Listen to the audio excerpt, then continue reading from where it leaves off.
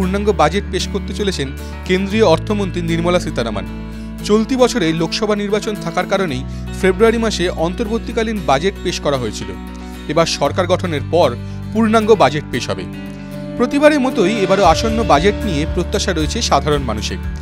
2024-25 অর্থবর্ষে অন্তর্বর্তীকালীন বাজেটে আয়করের কাঠামোয় কোনো পরিবর্তন আনা হয়নি।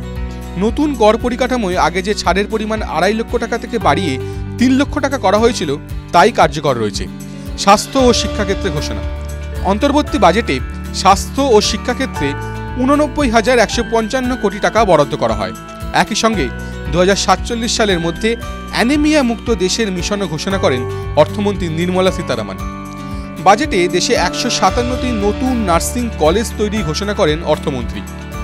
2014 সালে ক্ষমতায় আসার পর থেকে 157টি মেডিকেল কলেজ তৈরি করা হয়েছে বলে জানিয়েছিলেন তিনি। এবার স্বাস্থ্য খাতে বরাদ্দ আরও বাড়বে কিনা তার দিকে নজর। কেন্দ্রের অন্যতম সফল প্রকল্প প্রধানমন্ত্রী আবাস যোজনায় বরাদ্দ বাড়িয়ে 79,000 কোটি টাকা করা হয়েছিল অন্তর্বর্তী বাজেটে। গত বছরের বাজেটে এই খাতে বরাদ্দ ছিল 48,000 কোটি টাকা। এবারে এই বাজেটে নতুন কি ঘোষণা হয় তাই দেখার। গ্রামীণ অঞ্চলে কৃষিক্ষেত্রে নতুন উদ্যোগপতিদের অনুপ্রাণিত করতে এগ্রিকালচার অ্যাক্সেলারেটর ফান্ডের ঘোষণা করা হয়। এর পাশাপাশি কৃষি ক্রেডিটের টার্গেটও বাড়িয়ে 20 লক্ষ কোটি টাকা করা হয়। পশুপালন, দুগ্ধ ও মৎস্য প্রতিপালনে বিশেষ জোর দেওয়ার কথা বলা হয়েছিল। এবার কৃষকদের জন্য নতুন কি ঘোষণা থাকে তার দিকে নজর থাকবে।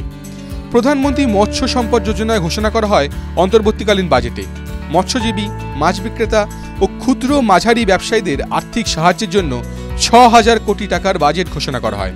এবার নতুন কোনো ঘোষণা করা হয় কিনা তাই দেখার। TV9 Bangla digital.